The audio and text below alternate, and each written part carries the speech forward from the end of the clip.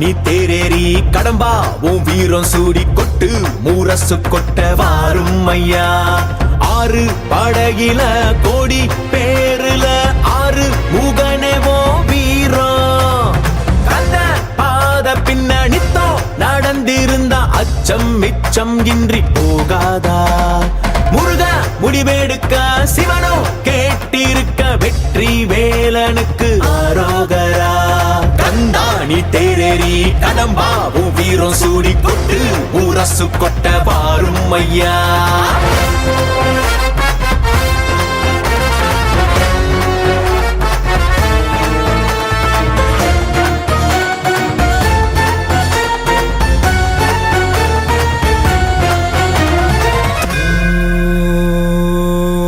சரவண பவ.